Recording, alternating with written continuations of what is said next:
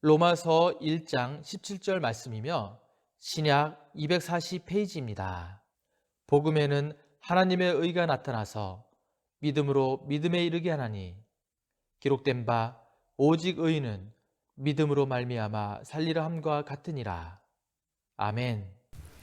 오늘 설교는 신학자들이 주장한 입장을 제가 많이 참고를 했습니다. 제 주장보다는 신학 종교개혁자들의 이제 이런 주장 내지는 이론을 좀 많이 이렇게 참고를 해서 저 나름대로 한번 하려 했더니 내 머리에서는 이런 것이 잘 안 나와서 한번 이거 종교개혁자들은 어떤 생각을 가지고 종교개혁을 했는가, 그리고 기독교는 우리가 믿는 기독교라는 것이 어디서부터 시작되었고 천주교는 과연 어떤 집단인가, 어떤 교인가, 사실 천주교에 대해서 알고는 있지만 사실 자세히 저도 이번 오늘 이제 설교 준비하면서 천주교에 대해서 조금 이렇게 밝게 볼 수 있는 기회가 되었습니다. 그래서 카톨릭은, 천주교는 기독교와 비슷해 보이지만 교리적으로 분명한 차이가 확실하게 많이 난다는 것입니다. 그렇다면 어떤 차이가 나는지 오늘 말씀을 살펴보면서 은혜를 나누도록 하겠습니다. 먼저 첫 번째로 카톨릭의 기원, 카톨릭이나 천주교나 똑같은 말이에요. 자, 초기 기독교, 초기 교회는 특별한 교파가 형성되지 않아. 지금처럼 감리교 뭐 이렇게 나눠지지 않고 하나였지요. 그래서 예수 그리스도의 제자였던 이 사도들을 중심으로 해서 교회가 형성된, 원래는 하나였습니다. 이때는 로마의 수많은 박해 속에서 이 기독교회가, 교회가 AD 약 한 300년까지는 어떤 형태의 교파도 형태도 없이 그냥 하나로 쭉 해서 성장해서 내려왔습니다. 이때까지 그리스도인들은 수많은 박해와 순교를 당하기도 했습니다. 이때 나온 것이 카타콤이라는 것이 나왔습니다. 이 기독교인들이 하도 로마인들의 박해, 그 다음에 유대인들의 박해, 수많은 박해 공동체에서 박해를 받으니까 이 사람들이 공동체 무리에서 살 수가 없는 거예요. 그래서 결국은 산으로 들러 그러니까 다른 나라로 도망가고 했는데, 거기까지 우리 사도행전 9장에 보면은 사도 바울은 어디까 다메섹까지 쫓아가지 않았습니까? 다메섹에 예수 믿는 사람들이 많다는 소문을 듣고 대제사장의 공문을 받아서 그 공문을 가지고 그 다메섹에 있는 예수 믿는 사람들을 체포, 압송, 포박하게 해서 공문 받아서 가다가 결국은 사도 바울이 길 위에서 도상에서 결국은 이제 부활하신 예수 그리스도를 만나고 그가 이제 새롭게 거듭나서 다메섹의 포로로, 그러니까 사람들을 잡으러 포박해서 갔던 이 사도 바울이 그곳에서 예수는 그리스도라고 복음을 전하게 되었다는 것입니다. 이와 같은 모습으로 초대교회 공동체가 핍박과 혼란과 어려움을 피해서 공동체에서 각계 전투를 하면서 수많이 이제 각계 찢어지면서 흩어지게 되었습니다. 그리고 그들이 흩어지다 어디까지 가게 되었냐면은 공동묘지까지 가게 되었습니다. 참고로 유대인들의 공동묘지는 우리나라와 같은 이런 뭐 이렇게 묘를 쓰는 이런 문화가 아니죠. 유대인들의 공동묘지는 굴문화입니다. 굴문화. 예수님도 굴에, 동굴에 이렇게 요셉이 새로 판 그 무덤에 장사되지 않았습니까? 자, 그래서 그곳에 이제 굴 속에 있다 보니까 굴이 한정되어 있는데 사람들 많이 밀려오니까 결국은 굴 속에서 땅을 파고 한 것이 카타콤이 된 것입니다. 아시죠? 카타콤, 지금도 터키나 이런 지역에 가면은 카타콤이 있는데, 지질학자들, 역사학자들에 의하면은 이 카타콤의 길이가 조사를 해보니까 지금까지 발견된 것이 약 900km 정도 된다는 거예요. 아니, 땅 위에 말고 땅 속으로. 그러니까 미로처럼 개미굴처럼 이리저리 얽혀서 하는데, 여러분 900km면 얼마나 먼 거리인지 아세요? 서울 부산을 그냥 편하게 400으로 하면은 왔다 갔다 하고 한 반토막 정도 더 가야지만 되는 이 엄청난 거리를 이 지하 카타콤에서 그들이 살아나게 되었는데, 이런 생활을 몇 년 정도 했냐면 약 한 300년 정도 했습니다. 300년. 그러니까 한 세대, 두 세대로 끝낸 것이 아니죠. 엄청난 이런 핍박과 한랑 속에서 살아야 되니까. 그런데 저도 터키에 있는 그 데린구이라는 그 카타콤에 들어가 봤거든요. 들어가 봤는데, 정말 그 속에 정말 이게 사람이 판 건가 할 정도로 의구심이 갈 정도로 어마어마한 것인데, 내려가면 내려갈수록, 그리고 이렇게 화살표 펴는 그 비표대로 따라가지 않으면은 나중에 빠져나올 수도 없답니다. 그 미로처럼 돼 있어가지고 결국은 찾지를 못하는, 여러분 900km 어떻게 찾겠습니까? 잘못 들면 그 길을 다 걸을 수도 있는 것이지요. 그런데 그 안에 들어가 봤더니 햇빛이 들어오는 거예요. 한 구멍으로 햇빛이 들어오는데 그 햇빛에서 돌아가면서 햇빛을 쬐이는 거죠. 사람이 햇빛을 안 쬐면은 못 살잖아요. 비타민 D가 부족하면은 사람이 노랗게 해서 말라서 죽을 수가 있습니다. 그래서 식물도 햇빛을 안 하면 광합성 운동을 못 하죠. 광합성이 안 되니까 결국은 이제 떡갈리 같이 노랗게 되잖아요. 식물들도 사람도 노랗게 되는 거죠. 얼굴이 막 햇빛을 많이 본 사람은 건강하게 에서처럼 얼굴도 붉고 건강해 보이지 않습니까? 아무튼 그 안에 회당도 있고 가정집은 말할 것도 없고 학교도 있고 무덤도 있고 식당도 있고 온갖 뭐 시설들이 그 안에 다 있는 거예요. 지하로 아파트 위에 10층 말고 지하로 10층 정도 깊이로 카타콤이 이렇게 형성되어 있는데 그 끝과 시작을 다 할 수도 없다는 거예요. 학자들의 추측에 의하면 약 한 900km 정도 될 것이다. 이렇게 추측만 할 것입니다.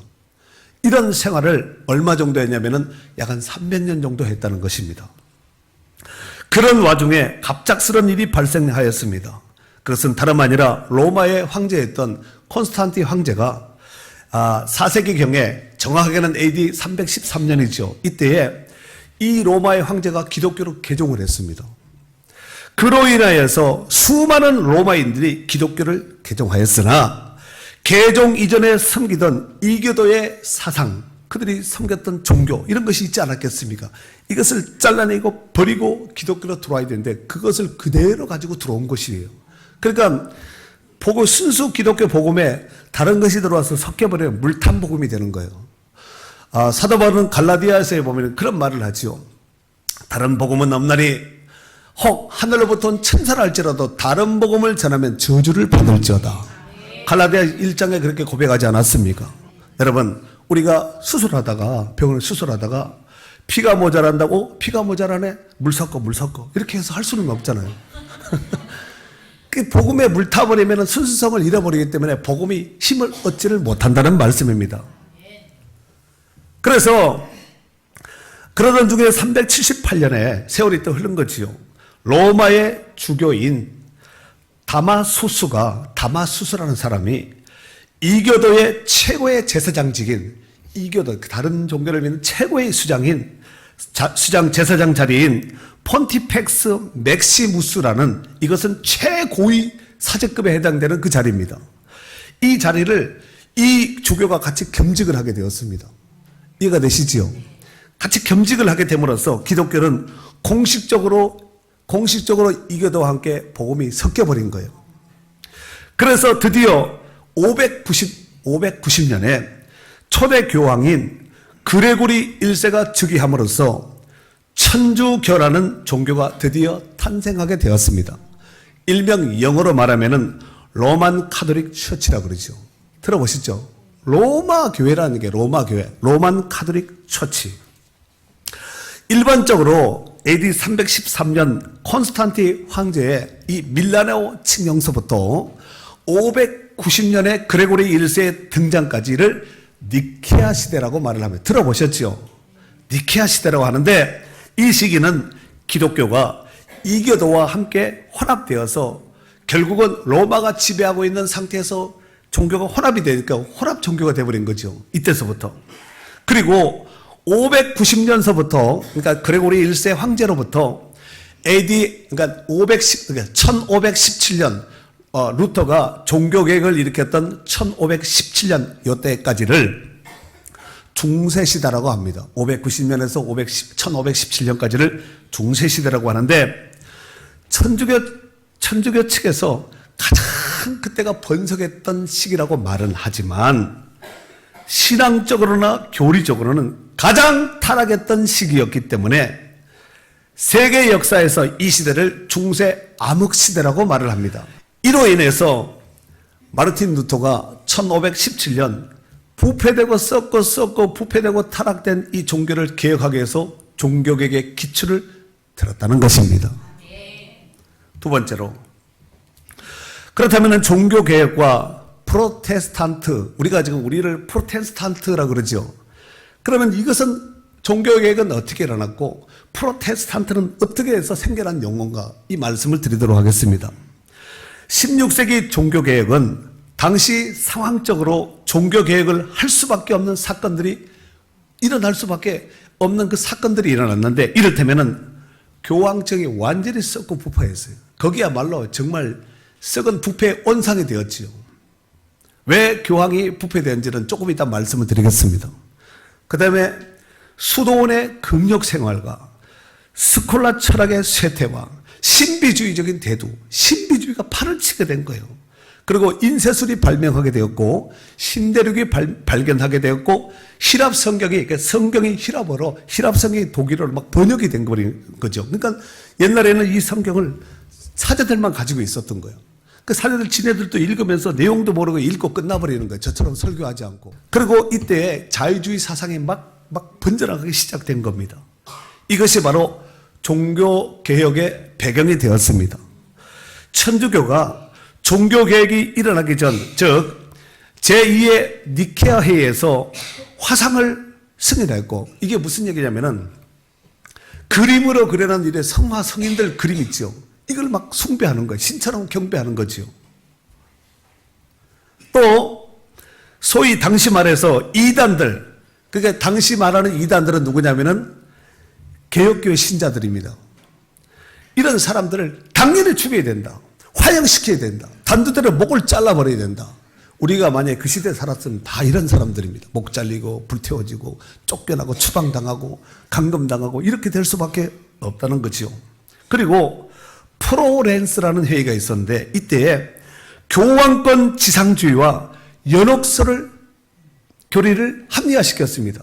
조금 이따 연옥에 대해서는 한 번 더 말씀을 드리도록 하겠습니다. 그래서 고해 성사, 고해 의식을 함으로써 면죄부 제도, 그 교황이 죄도 면해주는 거죠. 네가 무슨 죄를 졌다 고백하면은 교황이 사하노라 하면 다 끝나버리는 거예요.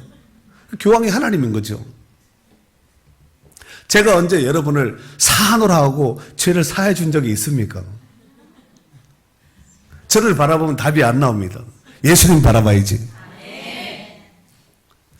그래서 그로 인해서 종교개혁의 기초를 들게 된 결정적인 키가 된 겁니다. 이에 루터는 이렇게 지정한, 이렇게 잘못된 것을 95개조 반박문을 썼습니다. 천주교의 잘못, 교황의 잘못, 사제들의 잘못. 그래서 1517년 10월 31일 정오경에 비텐베르그 성전의 그 위에다가 이걸 망치로 못을 때려박고 결국은 개혁의 기초를 들게 된 것입니다. 종교개혁 당시 알머리커스라는 사람이 있는데, 그 사람은 그 제자와 함께 화채설을 부인하고, 화채설이 뭐냐면은 우리가 성찬을 할 때 신부가 와서 기도하면은 성찬은 뭘 가져하지요? 떡과 잔을 가져가잖아요. 기도하면 그게 예수님의 직접 피가 된다는 거예요. 화채. 몸으로 변한다는 얘기죠. 떡과 그 포도즙이 예수님의 살, 예수님의 피로 직접 그 피가 된다는 거예요.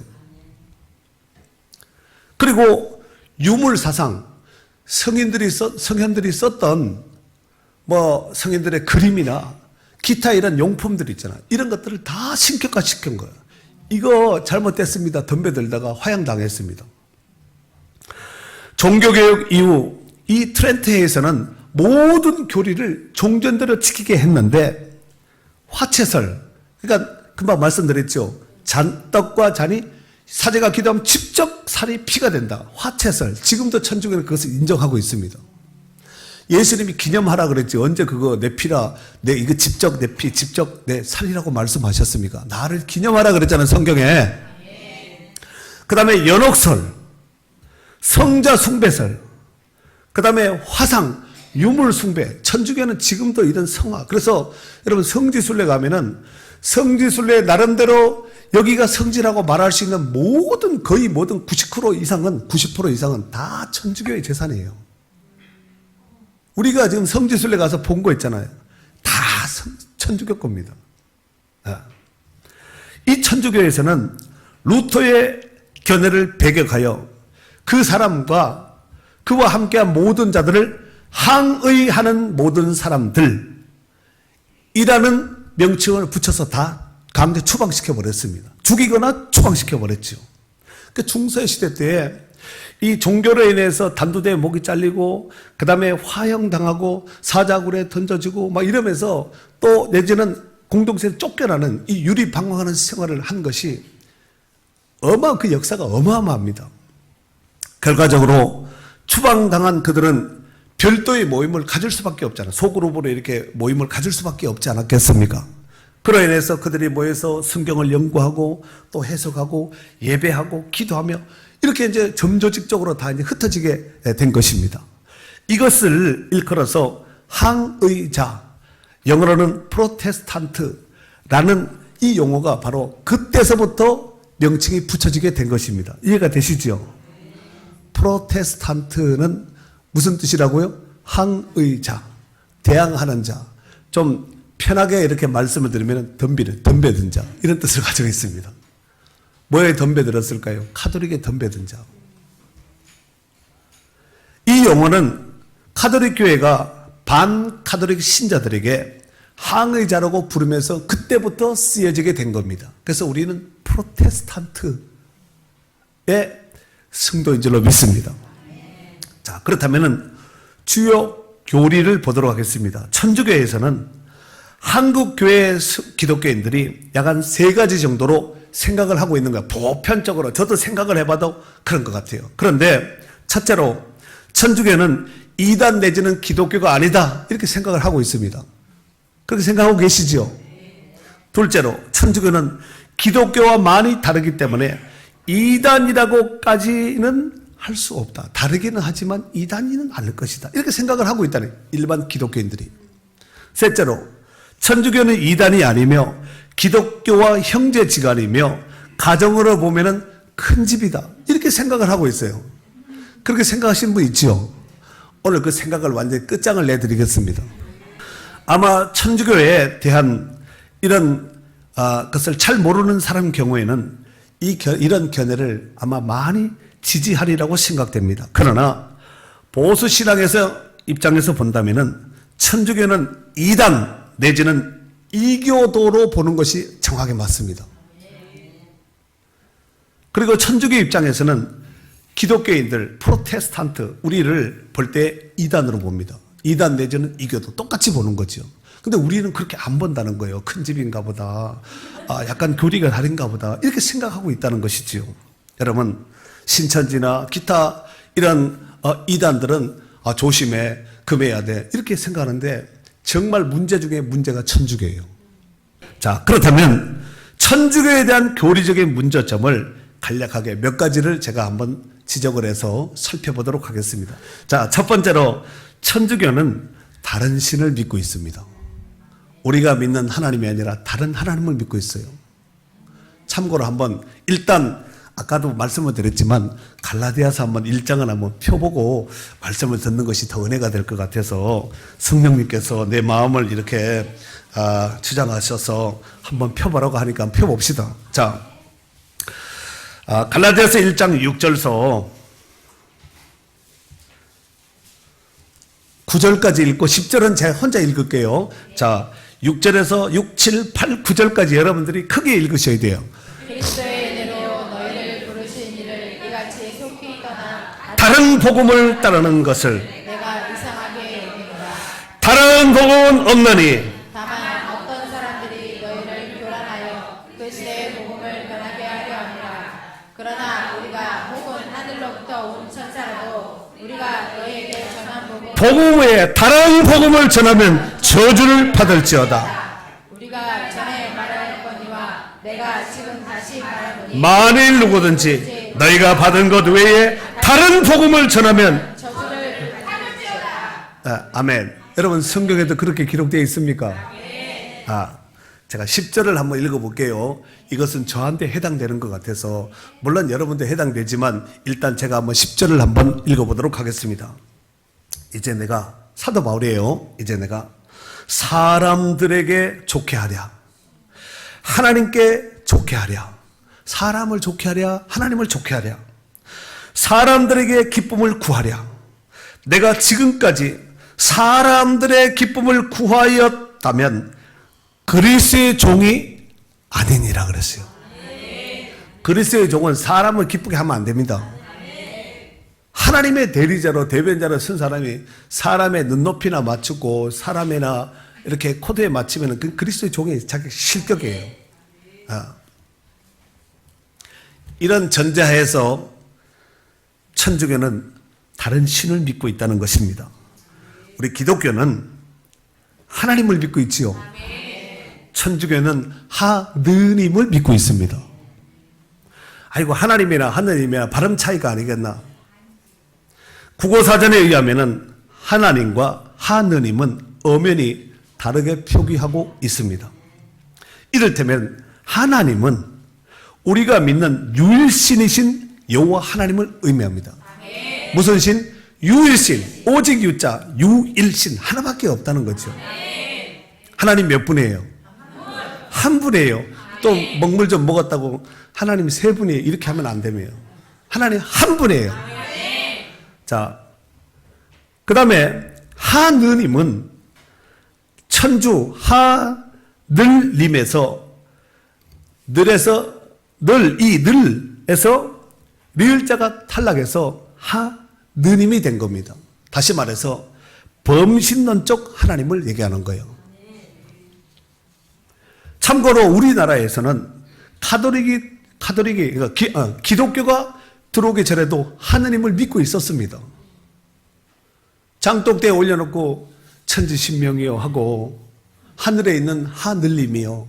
하늘에 있으면 하늘님이고 땅에 있으면 땅님이죠. 그렇게 빌지 않았어요?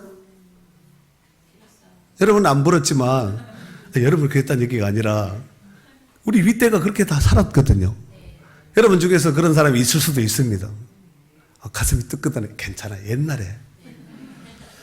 그리고 천주교는 마리아를 여신으로 숭배한 천주교의 마리아는 신이에요. 그리고 마리아 신격을 위해서 5가지 교리, 3가지 교리가 있습니다. 첫째, 마리아는 평생 처녀였다. 마리아 종신 처녀설을 주장합니다. 천주교인들 그렇게 생각하고 있습니다. 그런데 마태복음 13장 55절 말씀에 보면은 이는 그 목수의 아들이 아니냐. 그 어머니는 마리아.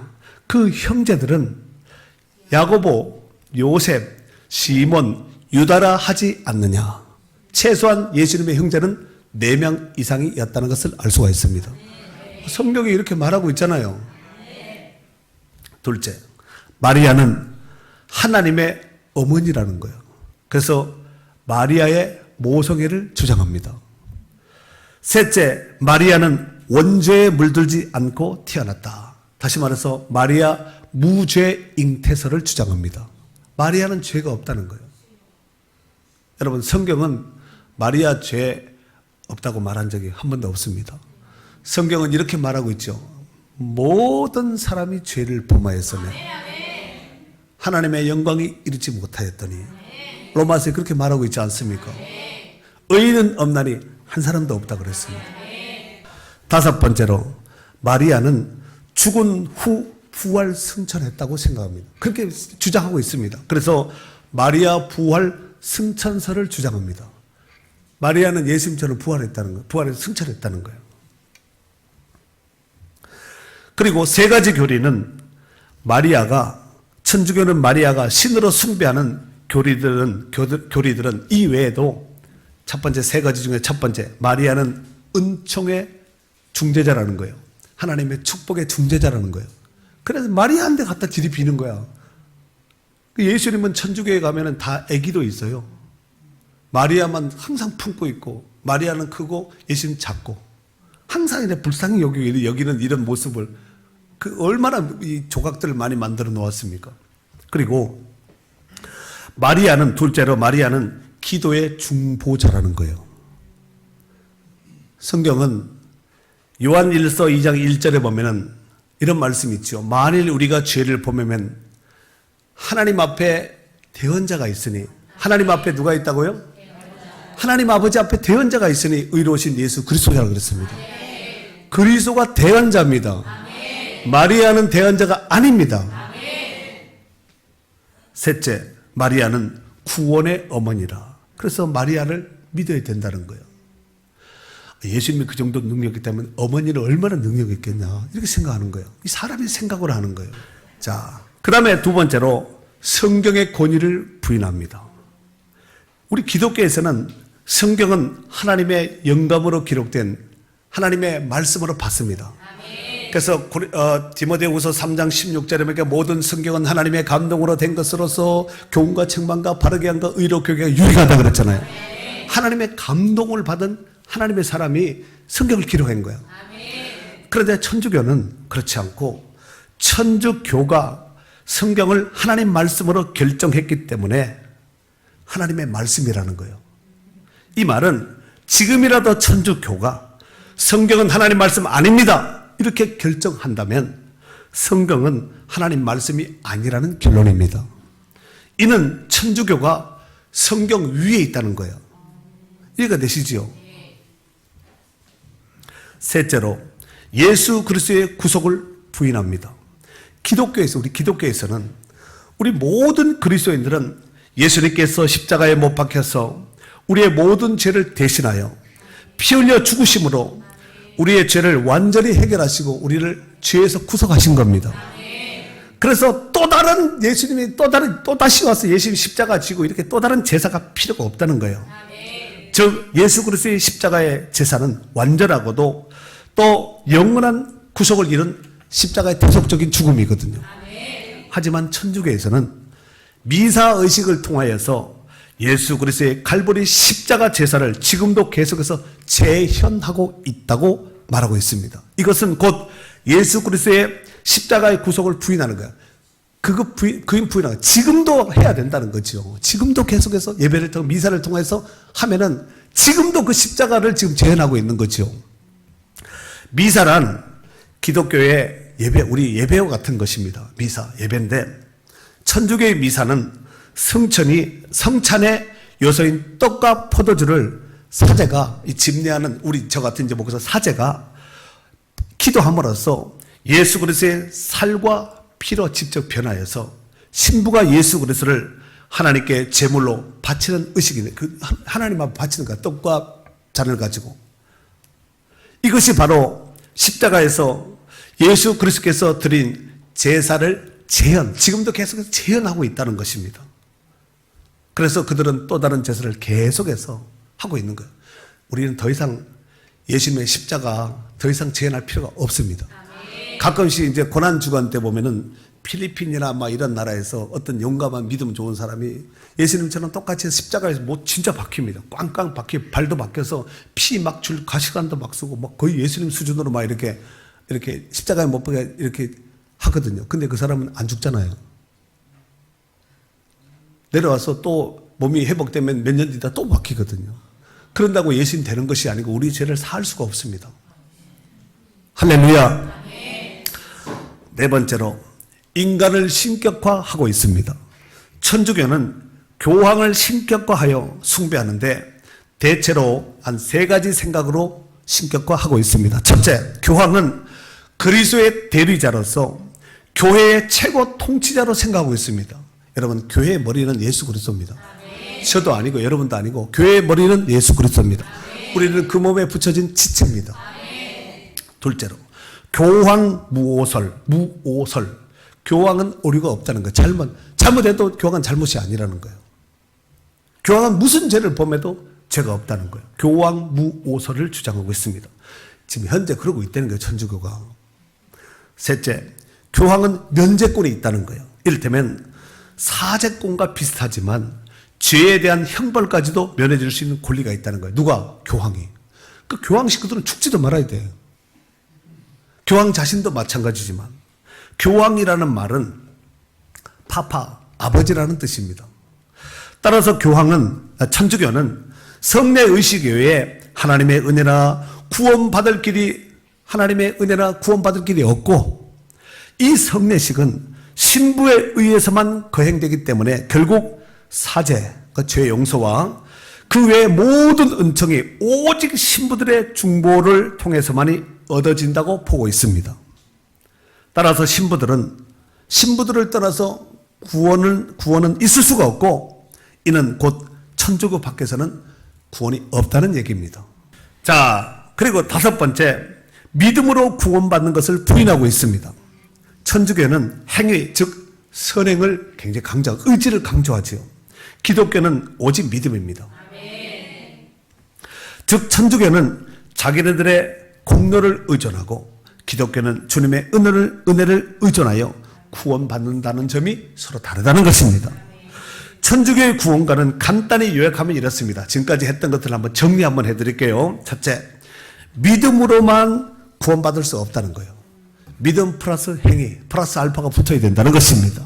두 번째로, 구원은 세례, 영세를 통해서만 온다는 것입니다. 세례를 받아야 된다는 거예요. 여러분, 세례 안 받으면 지옥 가나요? 셋째, 구원받았는지 죽어봐야 안다는 거예요. 어떻게 아냐는 거예요. 넷째, 믿지 않는 사람도 구원받을 수 있다는 거예요. 공덕을 많이 쌓고 자선을 많이 하고 돈을 헌금을 많이 하면은 지옥에 가 있는 그 아버지 어머니도 그 아무개 친구도 구원받을 수 있다는 거죠.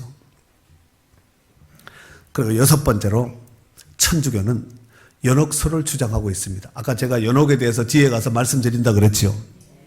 연옥이란 천국과 지옥 사이에 있는 연옥인데, 천국은 아니고 지옥도 아니고 가운데 있는 것이 연옥인데, 곧 사람이 죽은 다음에 죄의 그림자도 없는 깨끗한 영혼은 천국으로 가지만, 죄를 안 지면 천국 가지만 큰 죄 중에서도 하나님과 영영 등진 사람들은 다 지옥 간다는 거예요. 큰 죄를 짓거나 하나님 등 돌린 사람들. 그런데 소재, 작은 죄나 불완전한 것을 가지고 있는, 죄에 대해서 깔끔하게 청산이 안 된 사람들은 죄에 대한 대가를 지불하는 그 지옥으로 떨어지는데, 그 공로와 그 선행을 통해서 천국은 못 가지만 연옥은 간다는 것입니다. 이게 바로 연옥설입니다. 그리고 일곱 번째로, 천주교는 우상 숭배와 미신을 믿고 있습니다. 여러분도 잘 아시다시피 하나님께서는 우상 숭배를 가장 싫어합니다. 제 1계명이 뭐예요? 너는 왜 다른 신을 섬기지 마라 그랬거든요. 그 1계명이 제일 중요합니다. 이것 때문에 숭배하고, 이것 때문에 초대교회 성도들이 사자굴에 톱으로 불에 던져지고 끓는 물에 가마에 던져지고 카타콤 생활을 하고, 우리 기독교 초창기에도 주기철 목사님 이런 분들이 다 이것 때문에 다 순교하신 거거든요. 그런데 천주교는 마리아 상을 비롯한 성상, 온갖 성상들, 이런 것들을 우상시할 뿐만 아니라 유골 숭배, 유골은 사제들의 유골은 다 없어졌겠지요. 그런데 예를 들어서 교황의 뼈나 신부나 이런 것들을 뼈를, 지금도 불교에 가면은 큰 월정사에 가도 앞에 유골탑들이 얼마나 많아요. 사리탑도 있고. 담아가지고 그 뼈를, 또 천주교인들은 그냥 봐서 안 되게 이렇게 만지지, 이렇게 만져가지고 입에 대고 막 이러잖아요. 만지면서 이렇게 대고 막 그런 거 못 보셨어요? 다 천주교인. 우리는 만지고 보기만 하고 이렇게 해야지, 그 만지고 막 뽀뽀하고 막 갖다 대고 이러면 안 돼요. 그 다 천주교인들이거든요. 그 다 숭배하는 겁니다. 그리고 성체 숭배, 이런 것들을 통해서 온갖 우상의 이 집결지가 천주교예요. 몰라서 그렇지. 겉만, 야, 전 교회 천주교 멋있게 지었다. 천주교는 이렇게 작고 이런 게 없습니다. 그런 데는 다 공소로 해서 정상적인 천주교로 건물을 안 내줍니다. 그 기도처로 내주는 거죠. 이 간연에 가면 그 조그마한 거 하나 있죠. 그 천주교가 아니라 공소로 해서 조그마한 거, 교회, 천주교 되기 직전에 있는 이런 것을 하는데, 정상적인 천주교로, 천주교는 로마 교황청에서 다 컨트롤하는 거 아시죠? 그래서 로마 교황청 돈이 얼마나 하니까 어디 가든지 빚과 번쩍, 적벽 돌려서 빚과 번쩍하게 이렇게 하는 거예요. 물론 초라한 것보단 낫겠죠, 그래도. 그런데 건물에 섰거나 외형에 섞으면 안 된다는 얘기예요. 이 외에도 천주교는 수많은 우상 숭배를 하고 있는데, 성상 숭배, 예를 들어서 성인이나 교황의 형상을 만들어 놓고 그 앞에 가서 절하는 거예요. 지금도 로마에 가면 베드로 동상 만들어놓고 발톱이 하도 가서 뽀뽀하고 뭐 이래가지고 발톱이 새까맣게 다 따라버렸다는 거예요. 하도 막 그러니까. 보기만 하면 왜 눈이 딸게, 그 성상이, 조각이 왜 딸겠습니까? 그리고 유골 숭배. 성인이라고 일컫는 사람들은 다 이렇게 유골함을 만들어 놓고 보면서, 때로는 만지면서 이렇게 숭배하는 거죠.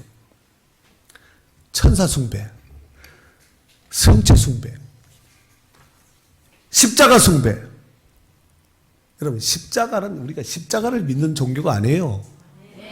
십자가는 예수님께서 십자가 못 박아 돌아가신 그것을 비표하고 또 우리가 기독교를 비표하는 것이기 때문에 이렇게 하는 것이지, 우리 십자가를 믿는 종교는 아니잖아요. 예수를 믿는 종교지. 아멘. 그래서 천주교인들 집에 가면은 이 십자가, 예수님이 십자가에 못 박힌 그거 다 있습니다. 그거 없는 사람은 천주교인이 아니에요. 그리고 성화, 성현들의 그림, 이런 것들을 굉장히 숭배합니다. 그리고 이 십자가의 성호, 여러분 십자가 이렇게 하고, 이렇게 십자가 이렇게 하고 보혈제를 하고 이렇게 꽂고 이렇게 하는 거 하죠. 그렇게 함으로써 자기네들은 축복을, 천주교인들은 축복을 받는다고 이렇게 생각합니다. 그리고 사탄이 두려워한다고 이렇게 생각해요. 사탄은 이런 거 안 두려워하거든요.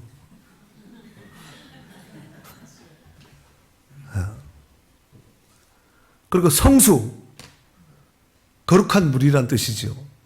이 물에다가 소금을 넣어서 신부가 특별히 축복기도 하고 성도들에게, 이제 사람들에게, 신자들에게 뿌리면은 악기가 떠나가고 부정한 것이, 질병이 치료된다는 거예요. 물 막 이래가지고. 그 다음에 묵주기도. 이거는 묵주도 아니고 십자가도 아니고 묵주에다가 십자가 달아는 거 있죠. 이거 차고 다니잖아. 이것을 이제 세면서 이제 기도하는 거예요, 이렇게. 이 묵주 기도를 통해서 개인적인 악한 질병들, 또 자기가 기도하는 기도 제목들, 이것들이 응답받는다는 이런 확신 속에 돌리고 앉아 있는 거예요. 또 죽은 자를 위한 기도. 죽은 자뿐만 아니라 죽은 조상들에게도 제사하는 것을 허락합니다. 천주교는 제사도 허락하거든요. 그래서 우리나라 기독교 초창기, 기독교가 들어올 때 프로테스탄트는 온갖 핍박을 받는 거, 순교당하지만 천주교인들은 그나마 좀 이렇게 덜 핍박받고, 핍박도 받았으면 덜 핍박받고, 왜냐하면 제사를 인정하니까. 근데 기독교인들은 제사를 안 하거든요. 그러니까 이 싸가지 없는 이 종교가 들어왔다고. 그래서 막 온갖 핍박을, 우리 할머니 세대, 그 앞 세대는 핍박 안 받으신 분이 없습니다. 핍박 만약에 안 받았다면 적당하게 하신 분이에요. 이상과 같이 천주교가 기독교와 핵심적으로 다른 부분들을 제가 말씀을 드렸습니다. 이로써 천주교는 우리 기독교와 근본 교리 자체가 완전히 다릅니다. 비슷하지도 않습니다. 즉 성경관도 다르고, 신론도 다르고, 기독론도 다르고, 인간론도 다르고, 구원론도 다르고, 종말론도 다릅니다. 일치하는 것이 하나도 없습니다. 십자가 모양도 틀려요. 종탑 끝에 있는 십자가 모양도 틀립니다. 자세히 보시면 알 수 있습니다. 사랑하는 성도 여러분, 오늘 종교개혁주의를 기하여서 오늘 마틴 루터가 종교개혁을 이룸에 있어서 기초가 되었던 말씀이 오늘 본문 17절에 있는 말씀이에요. 한 번 더 읽고 마치도록 하겠습니다. 읽어봐요. 시작. 복음에는 하나님의 의가 나타나서 믿음으로 믿음에 이르게 하나니 기록된 바 오직 의인은 믿음으로 말미암아 살리라 함과 같이 나갔어요. 하나님의 의가 나타난다 그러죠. 하나님의 의가, 우리 의가 아니야. 하나님의 의가 나타나서 믿음으로 믿음에 이르게 한다는 거예요. 믿음으로 말미암아 믿음으로 믿음이 이르게 한다는 거죠. 그 믿음이 믿음에 이르게 한다는 얘기예요. 그래서 믿음, 구원, 은혜, 은총 이런 것들은 다 수동태로 되어 있습니다. 무슨 얘기냐면은 자기에게서 난 것이 아니라 누군가에 의해서 이렇게 되었다는 얘기입니다. 이해가 되시죠? 구원이 우리에게서 온 것이 아닙니다. 내가 믿어 구원받았지. 하나님이 우리에게 믿음을 주신 거예요. 그래서 수동태라는 얘기예요. 우리는 이미 죄와 허물로 죽었습니다. 죽은 사람은 아무 말이 없어요. 에베소 2장 1절에 보니까 너희는 허물과 죄로 죽었던 너희를 살리셨도다 그랬잖아요. 죽었던 너희를 이미 과거에 끝나버렸습니다. 끝났습니다. 이 사람이 어떻게 살아나겠어요? 그런데 죽었던 너희를 살렸다는 거예요. 누가? 그분이 살린 거야. 우리가 아이고 좀 일어나야지 허리도 아픈데 많이 누워있어 이래서 일어난 것이 아니에요. 그분에 의해서 그분의 믿음으로 우리가 살아나게 된 줄로 믿습니다. 그래서 에베소 2장 8절에도 보면은 너희는 그 믿음으로 말미암아 구원을 얻었나니 이것이 너희에게서 난 것이 아니요 하나님의 선물이라 그랬어요. 구원은 하나님의 선물입니다. 복음은 하나님의 의가 나타나서 믿음으로 말미암아 믿음에 이르게 된다고 말씀하고 있습니다. 그러므로 오직 의인은 뭘로 살아야 된다고요? 믿음으로 사셔야 됩니다. 이 믿음으로 승리하는 축복된 성도들이 될 수 있기를 주의 이름으로 축원합니다.